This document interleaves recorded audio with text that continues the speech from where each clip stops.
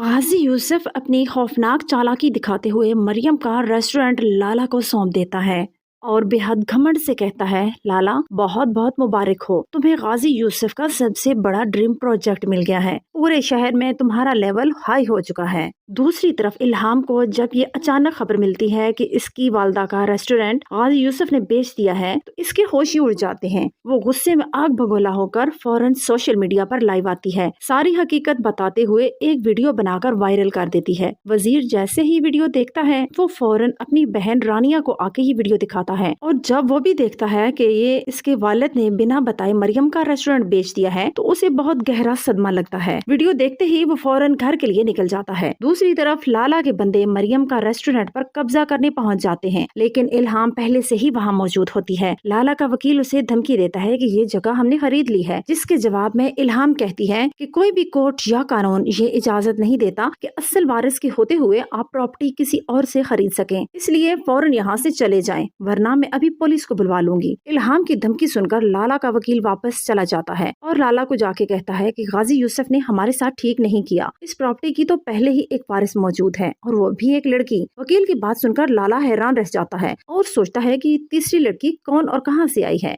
वहीं दूसरी तरफ सिहान इल्हाम के पास पहुंच जाता है और घबराकर इल्हाम को कहता है कि मैंने तुम्हें यहाँ मना किया था रुकने से, तुम्हें यहाँ नहीं रुकना चाहिए, तुम्हें पता नहीं है कि तुम्हारी जान को यहाँ कितना खतरा है। जिसके बाद इल्हाम ताना मारने के अंदाज में कहती है कि अगर तुम्हें एलिफ से सच्ची मोहब्बत थी ना तो तुम ये एलिफ की माँ की आखिरी निशानी अपने वालिद से वापस दिलवाकर मुझे दिखाओ। इतना सुनने के बाद सिहान अपने वालिद के पास आता है। गाजी यूसुफ अचानक अपने बेटे को सामने देखकर बहुत खुश हो जाता है और उसे गले लगाने के लिए आगे बढ़ता है, लेकिन सिहान अपने वालिद को हाथ के इशारे से पीछे ही रोक देता है और कहता है, बाबा वो रेस्टोरेंट मुझे अभी चाहिए। अभी गाजी यूसुफ यहाँ बुरी तरह फंस जाता है क्योंकि वो लाला को जुबान दे चुका होता है, लेकिन प्लानिंग तो वो पहले ही कर चुका है। वो अपने करीबी बंदे को कहता है कि तुम लोग जाओ और इल्हाम को खत्म कर दो और बिल्कुल ऐसे खत्म करना जैसे एलिफ को मारा था। वो बंदा कुछ और लोगों को लेकर इल्हाम के घर चला जाता है और जाके इल्हाम को कहता है कि जितनी जल्दी हो सके यहाँ से चली जाओ, लेकिन इल्हाम आगे से डट के कहती है, ये मेरी माँ का घर है, मैं अपनी माँ के घर से कहीं नहीं जाऊंगी। तभी वो अपनी गन का ट्रिगर दबाता है और गोली चला देता है, लेकिन सिहान वहाँ पर आ जाता है और गोली इल्हाम को लगने की बजाय सिहान को लग जाती है। सिहान को खून में लथपथ देखकर इल्हाम चीखने लगती है और फौरन सिहान को हॉस्पिटल पहुंचा देती है।